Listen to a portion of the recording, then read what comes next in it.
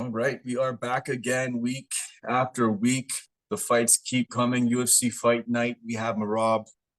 We have Petr, whatever they want to say. We'll say Petr. We're going to roll with Petr today. Petr Yan against Merab Dvalishvili. Before we jump into that quickly, I'd like to hear your sort of, look back at the fights on the weekend. One of my biggest regrets is overthinking the Jon Jones fight. I think a lot of people that, have watched Jones from back in the day and legitimately have been there the whole time just realize that he just is that good. And no matter the time and the layoff, and this isn't a dig at you. Is this the shoey? No, I don't. Yeah, we got a shoey on this one, I think.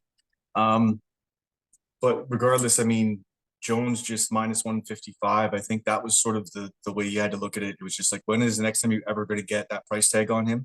Win, lose, or draw, you just sort of got to hammer that. And I think that was something that I missed on. Want to hear an SGP that was a blow up?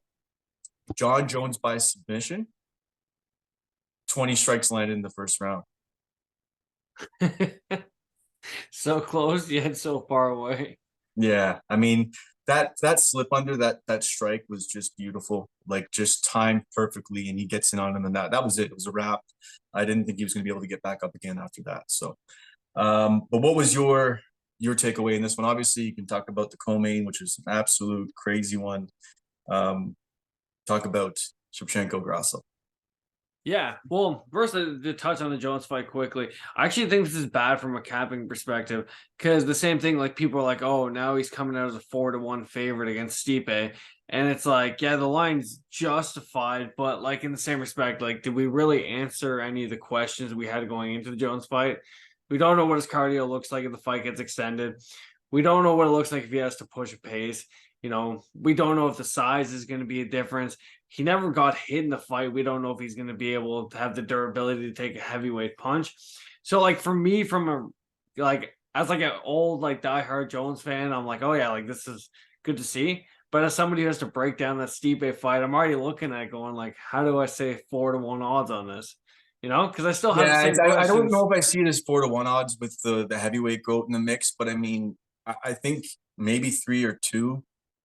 Really simply, man, Jones has went in and calculated everything that he's done. And admittedly, and even people have analyzed it as it happened, the reason why he probably got edged almost in some of his last fights light heavyweight was he was bored. He had nothing to shoot for. And a guy like him, he's got alcohol issues. He's got mental issues. A guy like him, he needs something in front of him. He needs something that's clear-cut, a motivator that scares him a little bit, that's going to – and he's talked about this. And I think that's there, man. I think at heavyweight, that's there for a little while anyways, until he feels he can dominate most heavyweights. And by then, I think another heavyweight will come along to scare him.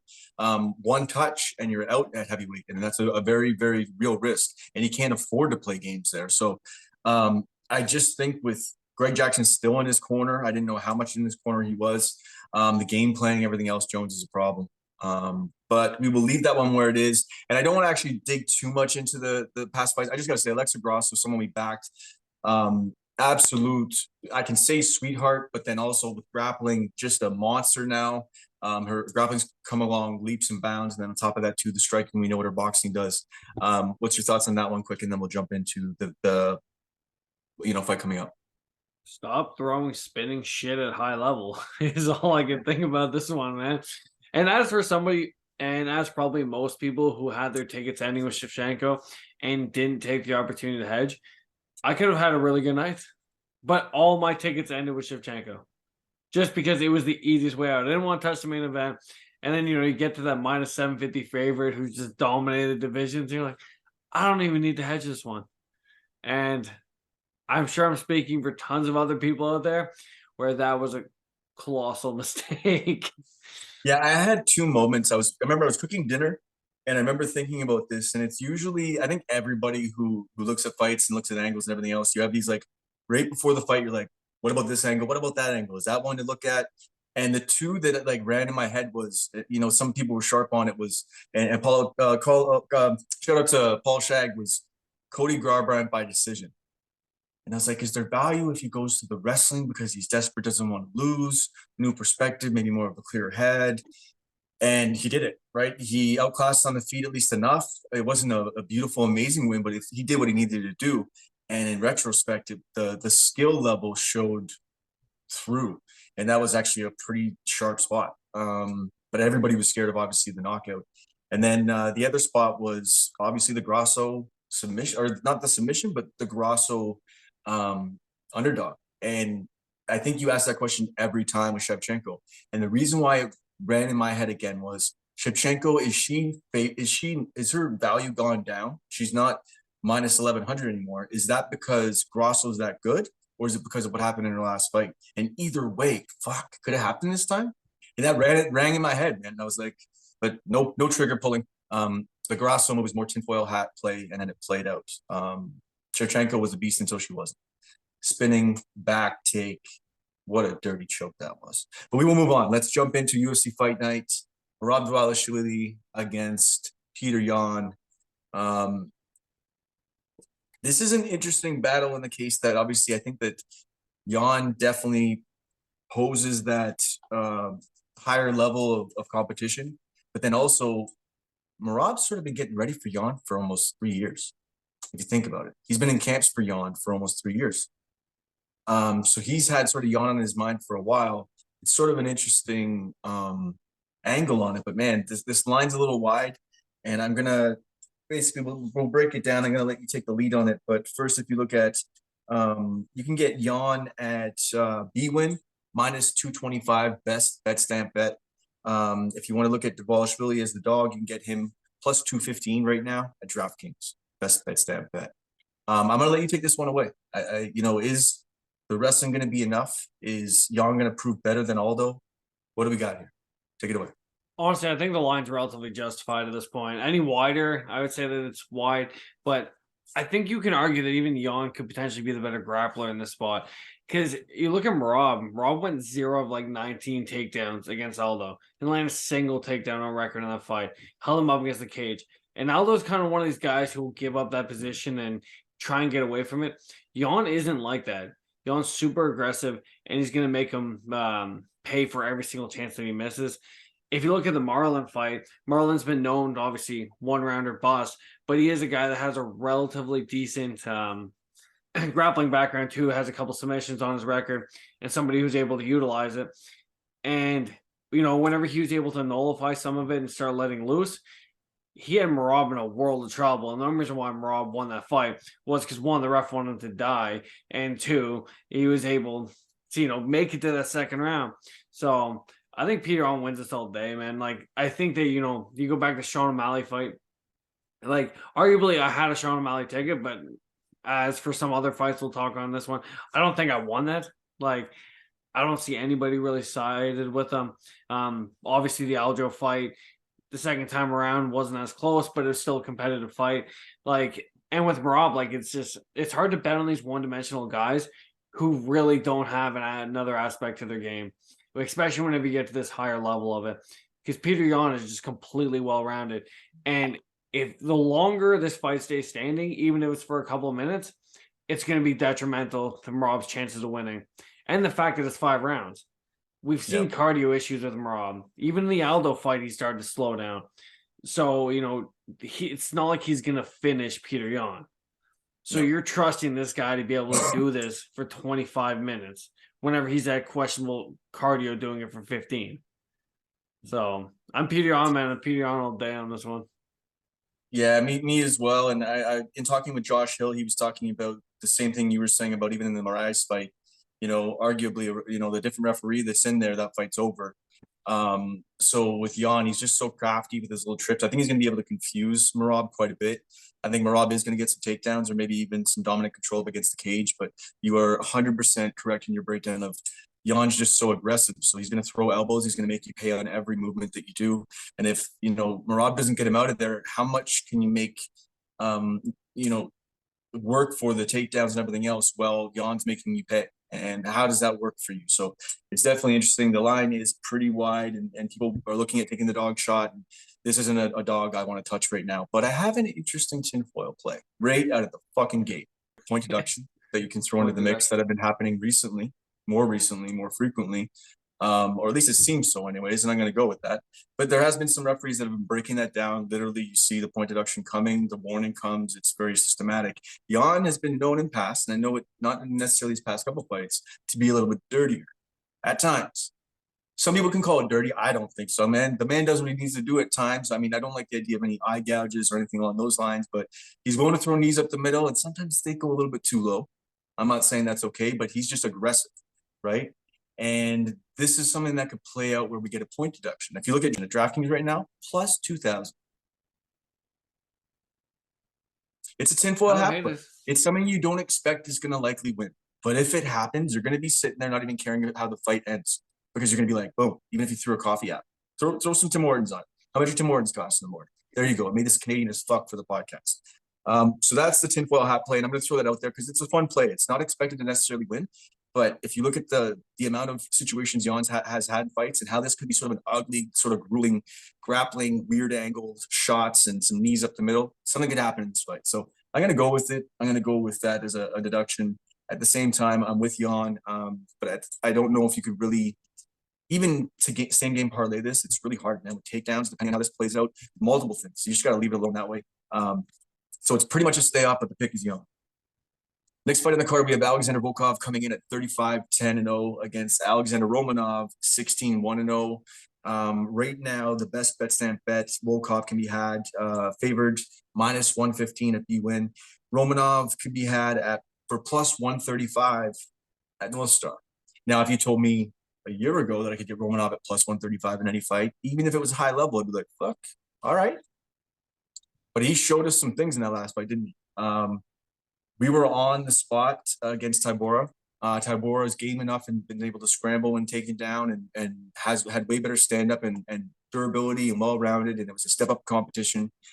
And we could see in fights, and even prior to that fight, where Romanov sort of went for the suplex, went for the takedown, the big takedowns, the big dramatic takedowns, and then he gasses, and he has to rely on holding that guy down and just crimping down on that submission. And if he doesn't get that, we're in trouble here. Volkov longer, a little bit taller than some of the guys he's used to fighting, and I think that this could present a problem for at least Volkov getting back to his feet or maybe scrambling off the cage once or twice. So it leads me to wonder, is Romanov in another world of trouble, another step-up competition, Volkov a seasoned vet, and does Romanov gas again? Because in the stand-up, this isn't a close battle. And if you believe that wrestling gets negated even a little bit, you got to start looking at Volkov in this one. I know that he's obviously just a slight favorite, but everybody's going to be on Romanov as a dog. And I just say be careful with this. I'm probably going to stay off this one because Romanov could show up and wrestle fuck Volkov, and that's that. But I'm just going to stay away from this one, but just say tread lightly on Romanov as a dog, because he could be sort of a fade at this point. At this level, guys may be able to at least outwork his wrestling a little bit, enough for him to gas. And if he doesn't correct that in the next couple of years, he's not really going to do much with anything. So I'll pass this one off to you. Volkov, Romanov, take it away. Yeah, like if you can get one of those, I know that DraftKings will do like the like you can split the decision props where you get like Romanov by submission or Volkov by decision. I think that's probably your safest way to play this one, because I think Romanov will be live early. But as you said, the gas tank issues are comparable. I've seen some other people comparing Romanov to people like Curtis Blades, which completely blows my mind because I think he's a lot sloppier. And then, they're quoting his last fight. It's just been like, oh, it was a one-time thing. But you go back to the Juan Espino fight too, where he completely gassed, took that foul, and pretty much took that one right to the bank. So it's hard for me to trust a guy like this. He seems to give up in fights.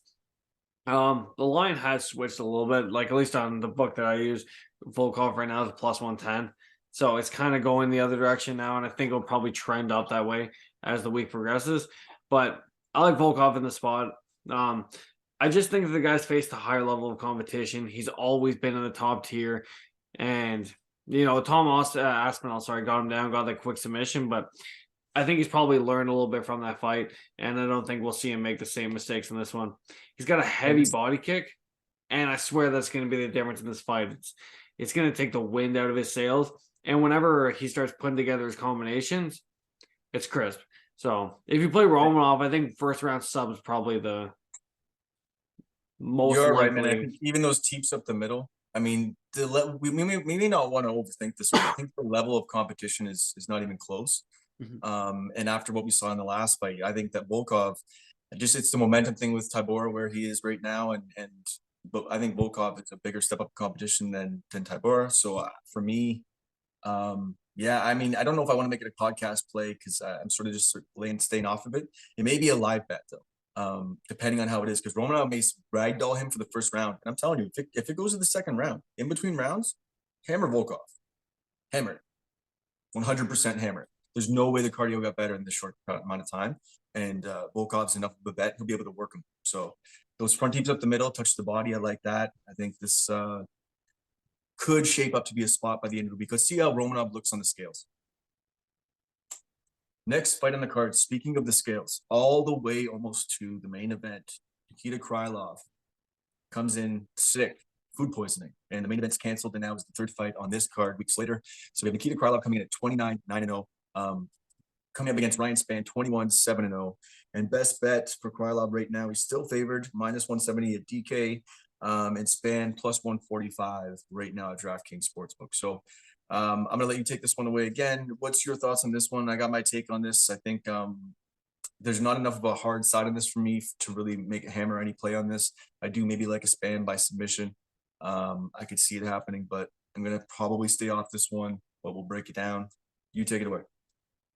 Yeah, it was definitely a little worrisome with what happened with Nikita 2 weeks ago. So it's definitely like something you need to take into consideration. But I'm still gonna side with him on this one. I sided with him last time around, and I'll stick to my guns on that because at the end of the day, I do think he's the better fighter.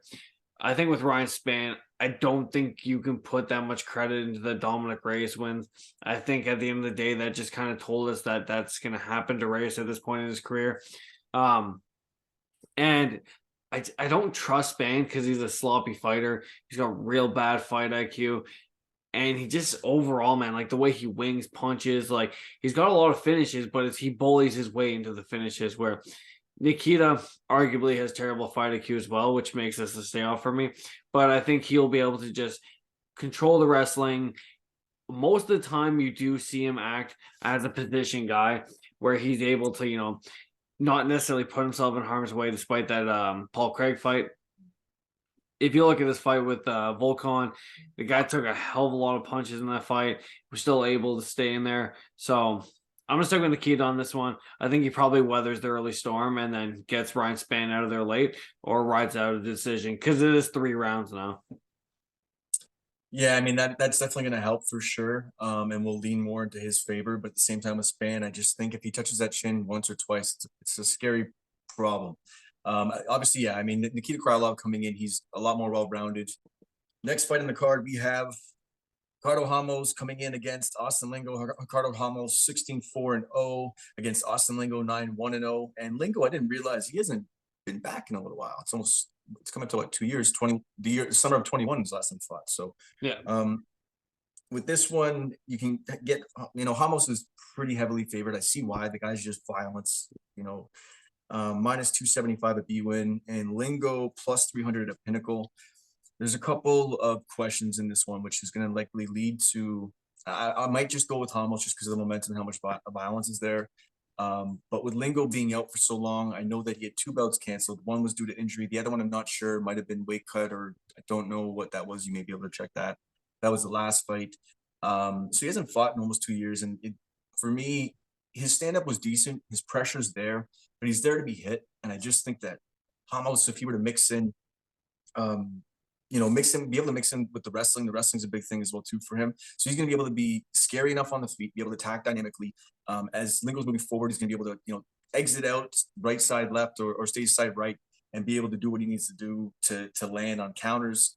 So I just think he's obviously the favorite here, but at minus 275, although there's an injury in that time off, Lingo's one of those guys that could have got better. He could have been working on something else that we don't know about, right? So there is an unknown there. So it does sort of scare me a little bit. I'm leading Ramos. I'm leading him as far as a plays well too, but I'm not quite sure yet. We'll hear your take and see if we're on the same side of this. I know that you, I don't know if I believe you backed Lingo in the past, but I don't know, man. What did you take in this one?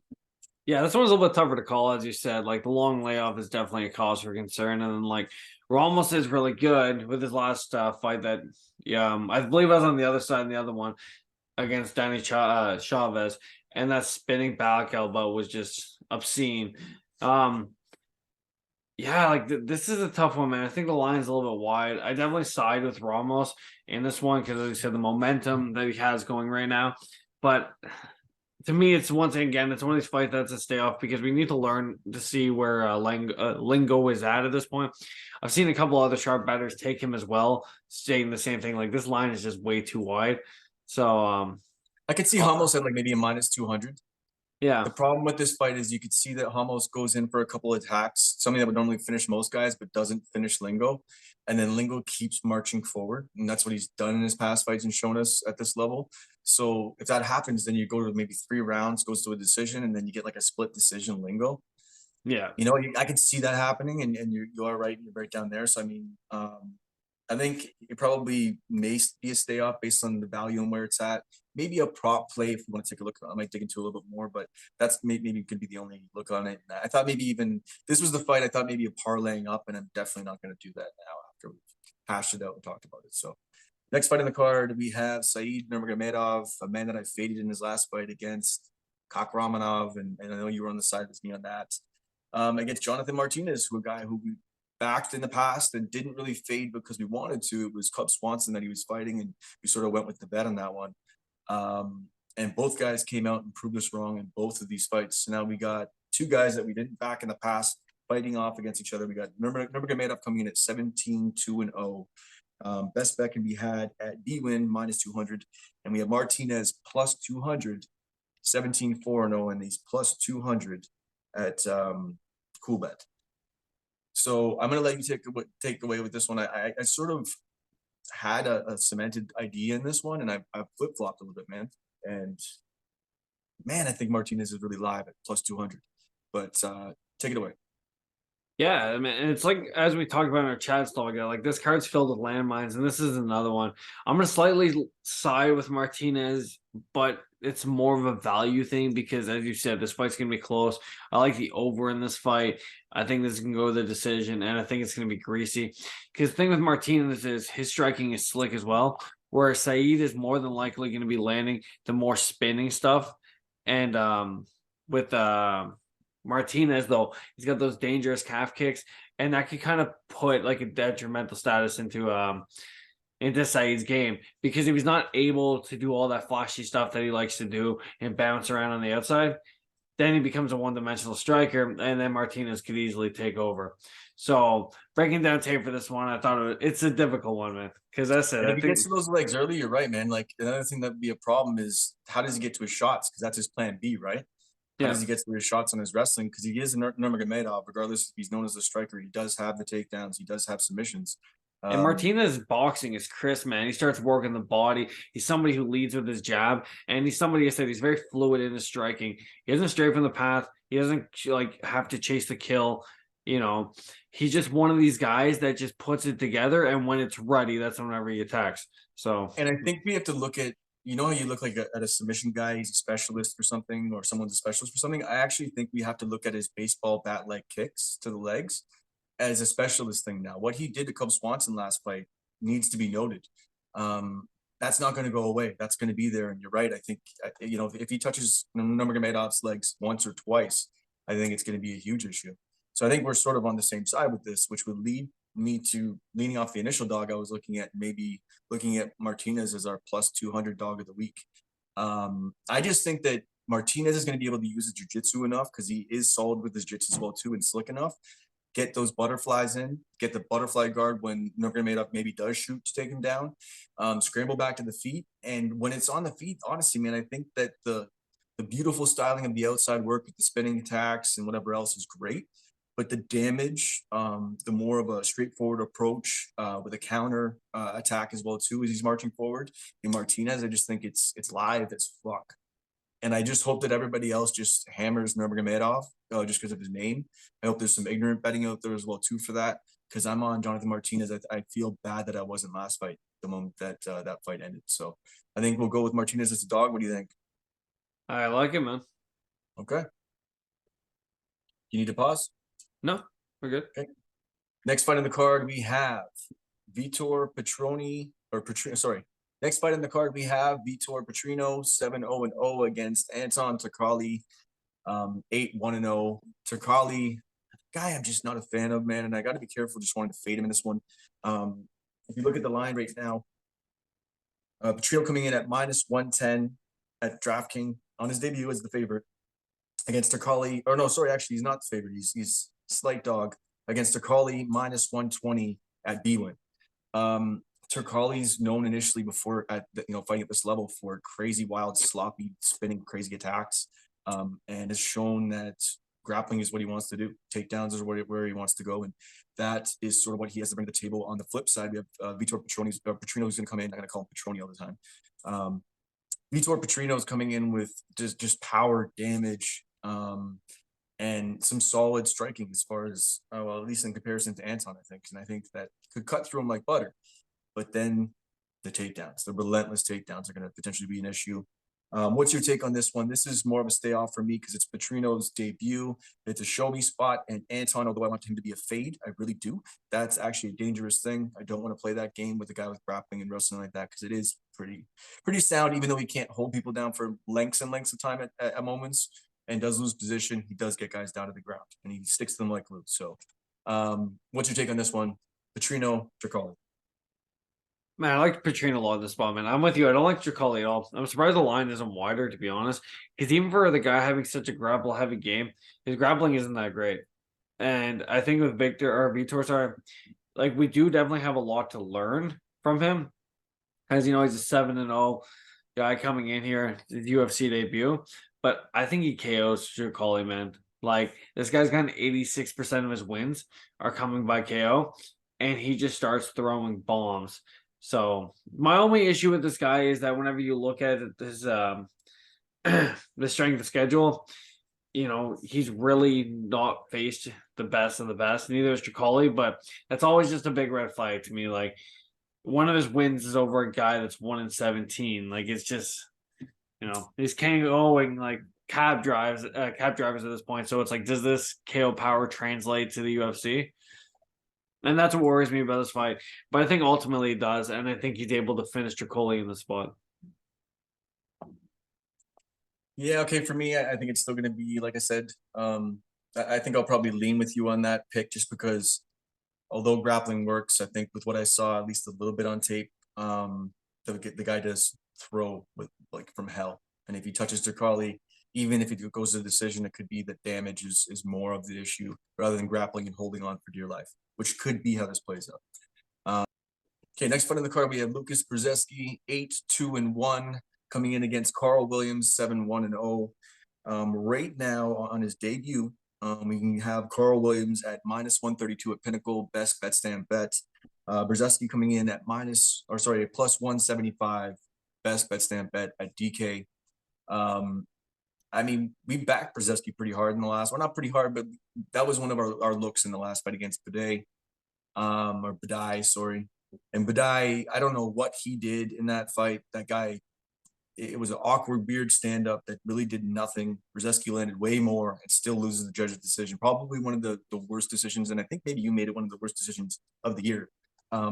So Badai gets the victory, but Brzeski won, but he still leaves himself to be hit at times, and that's the scary thing in this fight. I think maybe why Williams has the favored number, but Brzeski, I think, could still school on him. So it's definitely an interesting spot. I'm probably going to stay off it, likely because, and most definitely because it's Carl Williams' debut. The power's there, the finishing ability's there, but I just don't know if he is at this level. What's your take on this one? Brzeski, Williams, take it away. Yeah, I'm gonna side with Williams on this one. Just because with Brzeski, Lucas, as I said, I agree with you. Definitely won his last fight. I think with Williams though, because he comes in here, he's more of a grinder. He's a very well fit guy, carries power, but will lean on his wrestling a fair bit. And I think he'll probably be able to nullify the striking in this. He likes to throw guys around, has a couple slams on his. If you watch some of his fights. And I think at the end of the day, the wrestling will just be the difference. I don't think I can't say the guy's name. I don't think Lucas Brzeski. Yeah, I just think that over time, although I said he did look good in his last fight, I think he's probably going to get ragdoll in the spot. I don't necessarily think this guy's a UFC caliber fighter. And even then, like, he looks tired 3 minutes into the fight. So, but once again, this is two guys that I don't necessarily think I'd put your money on. This is one you just enjoy. I think it probably ends inside the distance, but that being said, too, if it gets a little bit more wrestle heavy with maybe some shots that Brzezinski takes, he doesn't go out. You know, Williams may just go to a decision, realizing that he needs to grind him down. But yeah, we'll see. Stay off. Let's just enjoy it. Next fight on the card, we have Rafael Hassan coming in against Davy Grant. Hassan 27-9-0. Grant coming in at 12-6-0, and I am so excited for this fight. Plus 132. Hassan can be had dog money at Cool Bets, best bet stamp bet, and Grant can be had minus 133 at Pinnacle best bet stamp bet. Man, I could see this fight ending multiple ways. I think if the Rafael Hassan comes out of maybe a couple fights ago, or gets drawn into a situation that he's fighting the way he did a couple fights ago, he's going to get starched in this fight. But he even spoke in his last fight. He had talked about the fact that he was marching forward too much in his past fights. He wasn't coming in with any fight IQ, and that he needed to play more of a counter game and a smarter stand-up game. So, I mean, it worked out well against Victor Henry. Victor Henry was a guy that we thought was going to be able to out-volume him and then maybe, take him out a little bit later in the fight. And he came in with a smart game plan. I don't know if it was more that Henry just didn't show up, or Sunzel played a lot smarter of a game plan, and they took the credit for it at the end. Henry's a scary one to even look at. We're going to be looking at him later in the card. But I think Grant's the side in this one. That's my pick in this one. But I do actually sort of like, although both guys have been game at points, but both guys have been, Grant's even been rocked in his fights. Under 2.5 right now is plus 150. What do you think about that? I like it, man, because I think at the end of the day, the way this fight's probably going to go is that Davy Grant's going to style on him. He's looked a lot better recently. And Victor Henry just really couldn't get his momentum going in that fight, which, another guy we're going to talk about later on this card. But Davy Grant's just a UFC vet, man. Whenever the guy puts in the work, whether win, lose, or draw, he's always fluid and he always stays the same. So I think he'll be able to match Hassan's footwork. And I think he's just going to piece him up over 3 rounds. And I agree, it probably ends. And I think with Grant, too, he's solid enough anywhere that he can pretty much almost allocate where he wants the fight to go. Solid in the grappling realm, solid with his wrestling, and then to get back to the feet. And that's where he loves to play. And I think he's going to want to try to get his Sunso out of there. So, and then on the counter to it, Grant has been rocked a couple times in his past couple fights. Sunsao, presenting power as well, too. So I think the under, or at least the fight doesn't go. What's that saying at currently? Fight doesn't go? Fight doesn't go. Under 2.5 rounds, sitting at plus 130. Fight doesn't go, sitting at plus 110. Okay, so the best bet I got, though, was at plus 150 for under 2.5. And then you said plus 110 for fight doesn't go? Yeah, plus Okay, 110. like that, just to be safe. Maybe we make that a podcast play, plus 110. I like it. Okay, so fight doesn't go plus 110 on that one. That'll be a play for sure. Let's move on to the next fight of the night. Cedric Dumas, 7-0-0, coming in against Josh Fremd, 9-4-0. Dumas can be had right now minus 180. Another debut, minus 180. It's debut, correct? Yeah. Sorry, 1 second. So Dumas can be had at minus 180, best bet stamp bet at DraftKings. Fremd can be had plus 155, best bet stamp bet at North Star. Fremd in the past has shown that he's game, man. The guy's there. But after that Trayshawn Gore fight, that scared me, man. That's just the guy I think he should have beat. I don't know if Trayshawn's wrestling strong, but I just don't know if his striking ever is going to come along enough that he should be fighting at this level. And I think Fremd's shown in his past fights that he's a gamer with a pretty well-rounded set. Solid grappler with some decent stand-up and a warrior in there. A guy that fights for your money. I like that kind of person. Now he's got a street fighter coming in, and Cedric Dumas who's coming in. This guy's a bit of a problem. A little bit of a killer. Very, very opportunistic with his striking. Grappling as well too, whatever it is. Pretty well-rounded. Striking is really where the play, where he'd like it to play out. And where Fremd would like it to happen. I'm not touching this because it's a debut, because I think Fremd is a dog. I think he's a gamer. And Dumas could come out and just totally show that he's not at the level. But at the same time, I don't know if Fremd's quite, I don't know, man. It's a tough one. It's a show me. I'm staying off it. What's your take? Yeah, I like Dumas a lot in the spot, man. I think that he's going to be able to come out and just kind of put work on Frem. I think there's a little bit of a show me spot for him too, just because like I don't think the UFC is doing Frem any favors here. I think there's a lot more favorable matchups they could have given him if they wanted to kind of give him a break from his last two. I agree, he should have beat Gore. It was kind of surprising. I think we're all on Frem in that spot, and even some guy on Instagram got mad at me because I was like, I don't know why he's taking this fight. This is bad for him, and he came back and so you kicked his ass. I'm like, yeah, well, it's MMA. This is what we get. But I think Dumas, as I said, I think his striking's cleaner. And I think that, you watch all those fights, man. Another one of these guys that likes to pick people up, body slam them around. The guy's just a world of violence in and outside of the cage. The guy's got a questionable past, to say the least. But, yeah, from a betting perspective, I think the line's right. It's constantly moving in his direction. So if it's a line you like, I'd suggest getting on now. Because I think Dumas wins inside of the distance here. All right. You have a little bit more of an angle on that one. And I think, you could be right with the violence there, but I'm going to stay off this one as well. But we will move on to the next fight where this is the widest line of the night. God damn. Mario Batista minus 769 best bet stamp bet at Coolbet against Guido Canetti at plus 675. I am no one to say that you have, in a fighter in Canetti that you have outlived outworked your ranking in this industry. But Canetti he's sort of outfought his level, right? He's one of those guys that has had big situations, big spots, been the underdog and won. But now he comes up against a guy, and this is why the line is so wide, that's just going to destroy him in every which way. Batista is violence incarnate. Batista's stand-up is just killer. He's sharp. He cuts through you. He'll come through with a very Muay Thai-like style, but then also be able to be dynamic from the outside as well, too. And any kind of attacks, man, jumping, explosive knees. And the ground game is just there. His last fight, obviously, ending by submission. Canetti is a guy that has come in and, he has some strong wrestling and power in his hands, but he's wide open to be hit. This is a problem. Mario's going to destroy him. The line's too wide. I would say maybe look at DraftKings Sportsbook, same game parlay, and try to work something that way. Because I think Batista's just going to win. I don't think there's any other way about it. And this is not a spot where Canetti shines as a dog. This is a spot where he has proven that he's not at this level, because Batista's even higher than this level right now. So widest line in the card, and for a right reason. What's your take on this one? It's still a fight. Yeah, well, touching him. There's not much else to say on this, man. Like, I don't know why Guido took this fight. He's 43 years old, tail end of his career. Odds are he's probably going to retire after this, or the UFC will let him go, despite the fact he's on a 2-fight win streak. I would have taken a more favorable matchup to kind of ride off into the sunset. But that being said, weirder things have happened. Shevchenko got choked out last weekend. But I just don't see it, man. Like, I think with Mario Batista, he's just going to come out. He's going to starch him.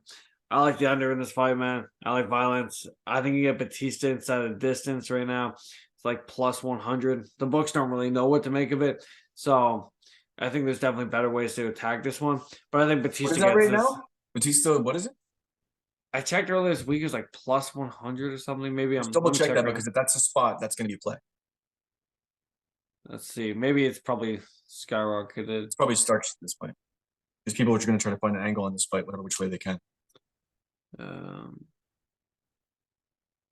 Yeah, I know it's fucking minus 300. So I apologize. That was way off. Maybe. Yeah. It might have been something else that you saw. It's not a big deal. Yeah, okay. So I think we pretty much said all we need to say for that one. I mean, Canetti's sort of like I said, sort of out-leveled himself, and he's coming up against a guy who's higher than the level he's currently at in the UFC. He's a monster. So line's wide, it's untouchable unless you get an SGP going and figure out an angle and play with it. But just don't do what I did in the John Jones fight. Go John Jones submission and 20 strikes in the first round. I'll never live that one down. Okay, next fight on the card, we have JJ Aldridge coming in 11-5-0, coming in against Ariane Lipski 14-8-0. Currently, right now, JJ Aldridge can be had best bet stamp bet minus 225 at DraftKings, and and Lipsky can be had plus 295 best bet stamp bet at DraftKings as well too. And I get why the line would be wider than maybe more, fights at this level, but it's getting a little bit crazy now at this point. I know that Lipsky is not translated from her violent kickboxing days, and it doesn't quite. She's only had a couple finishes, and for the most part, she's just not putting it together. She does have some decent ground games with her submissions, more opportunistic than it is that she works towards it. On top of that, obviously her stand-up is absolutely crazy. But Aldridge is just possibly one of the most well-rounded female fighters in the UFC, I would say. And maybe I'm giving a little bit too much credit, but I mean, her stand-up is pretty solid. She's got good scrambles in the cage, decent defensive wrestling and decent takedowns as well. She's just a decently well-rounded MMA fighter. So I get why the line is where it is with Lipsky being sort of the fade. But I don't get it being where it is now. It's at plus 295. I mean, this is almost one of those things where it's just like you just do it because at plus 295, a little bit of poor fight IQ or a bad situation of, I don't know, it's just so wide right now. And I think this is not necessarily a pick 'em, but it's like, it's not what it is right now currently. The line's way too wide. So what's your take on this one? I think Aldridge is likely the side, but I think if these two fought quite a bit, that Lipsky could take some away out of this one. I think at plus 295, you may get some value as this week goes on. So what's your take, JJ Aldridge? Better in the stand-up as far as maybe a little bit more volume and cleaner striking that she can mix in with some cage work and takedowns. Lipsky more of the Muay Thai practitioner trying to land that big shot. Take it away, Aldridge, Lipsky. Yeah, the line's wide in this women's MMA. Nobody get mad at me for saying that. But it's just I can't really back Lipsky anymore, man. She's one of those people that I've kind of gone to bat for a couple times, and the Priscilla fight was tough to watch. She gets taken down, or she has been taken down in literally every single UFC fight she has. So as much as the line's wide, this one I kind of see more than I see a lot of the other ones. I think if the writing's on the wall for her, and JJ Aldridge is somebody who primarily grapples and does it fairly well. So I don't really see Lipsky's ground game magically getting better at this point in her career. And unfortunately, styles make fights, and this is just a real bad stylistic matchup for her. So I think JJ gets her down. Potentially, if you're searching for value, I think JJ probably gets her out of there at some point.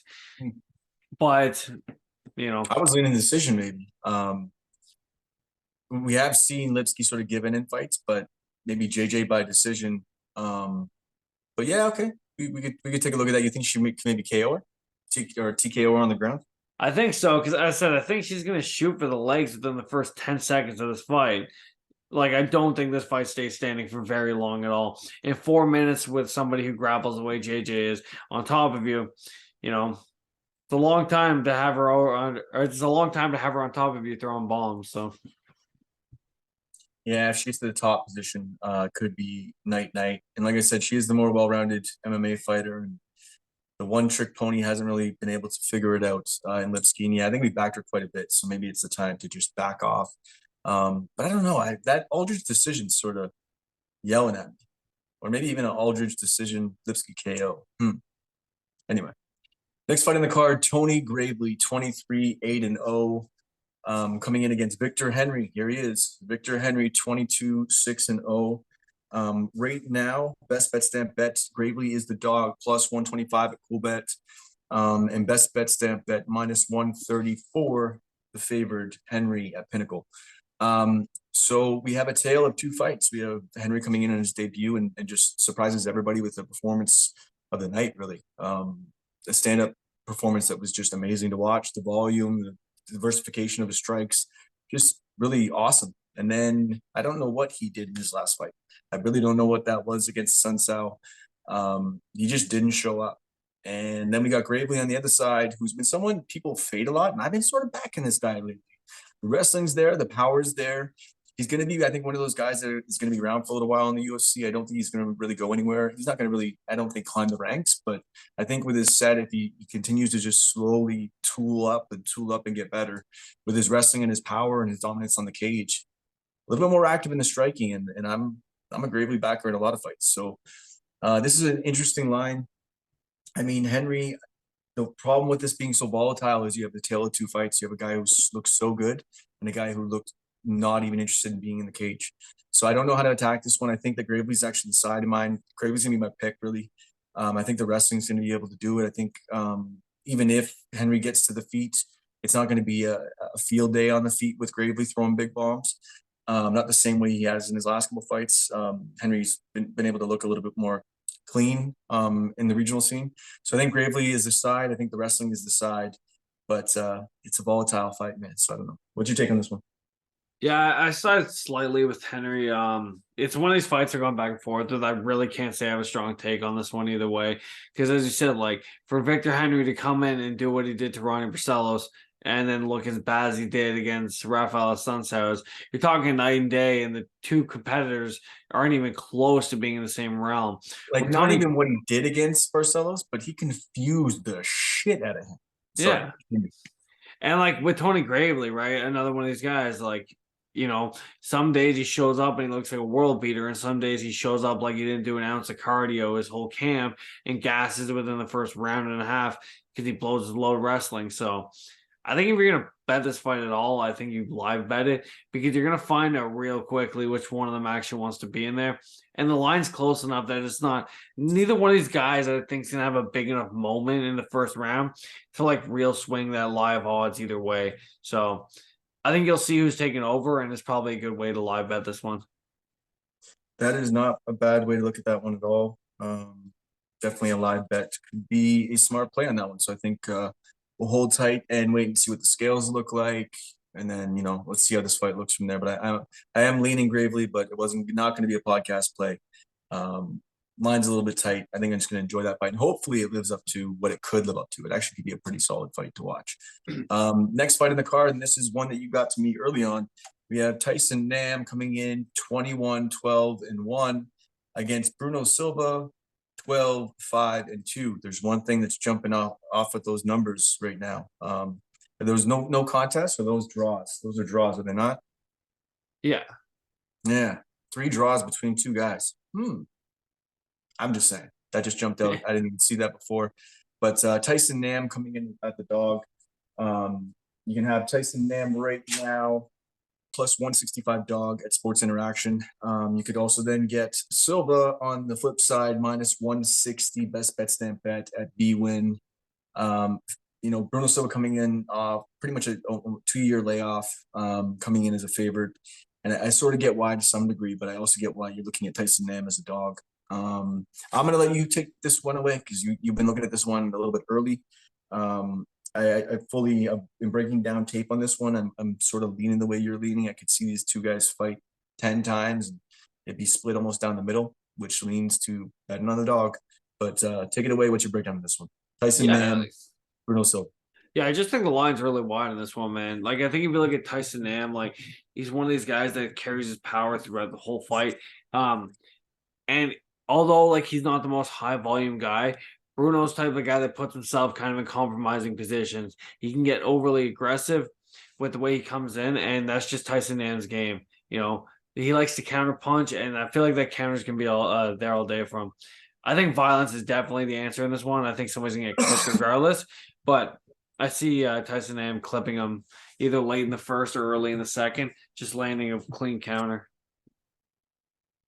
Okay. So we'll take a look as we go down the line. If this potentially becomes a pick, we could maybe look at potentially maybe a prop play there to see how that looks. But okay, let's go down. I think we pretty much have all of our spots. Another one we're going to break down as well too. That I want to add in actually that's a decent live bet is actually Volkov is actually a decent live bet situation. I don't know if I had mentioned that earlier. Oh yeah, I did actually touch on that earlier. He survives that first round. That's definitely something we want to look at. So let's just go to the top, and then we will break down every spot. So Petr, Merab, Dvalishvili. Do we really have an angle there besides the tinfoil play? No, well, I think Jan's a good parlay piece. It's an easy hedge out, and I think he definitely rides in the spot.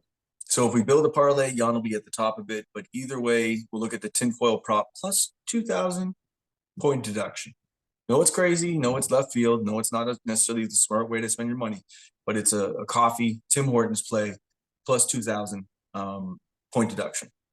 Next one we'll look at is Volkov. I think he's very live against Romanov, and it's really hard to play this one. I think the best way we could look at this one is maybe look at Volkov in a live bet scenario if he survives the takedowns in the first round. If that's the case, we pretty much have the map laid out for us, the game plan laid out for us to the win going to that second round or late first round. So Volkov, the level there, and I think that a live bet play would be the play. Would you agree? I agree. Next fight, I think because of all the volatility in it, we're going to stay off Krylov as fan as any angles.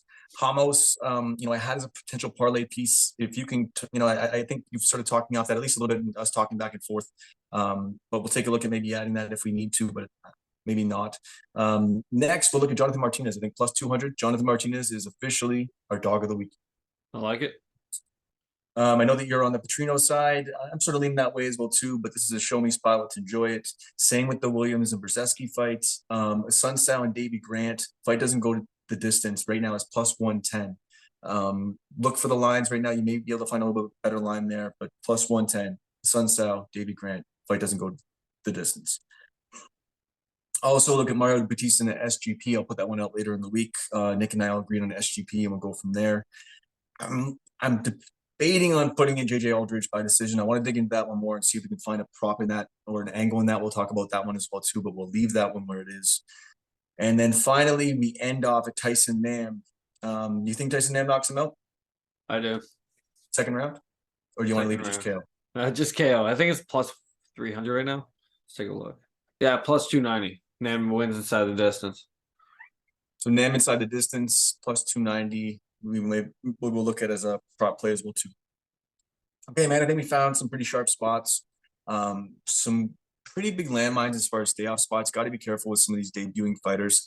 You may think they're here to do some damage, but they may not be at the level, or the reverse. They show you that they're at that level and you're on the other side of it. So stay away from this one, a couple of these fights. But for Nick Eagle, I'm Callum McGregor. We like to watch tape. We like to break down some angles, try to line your pockets while lining ours. And if you've been listening this long, you know the deal up here in Canada. I don't know what do we do up in Canada?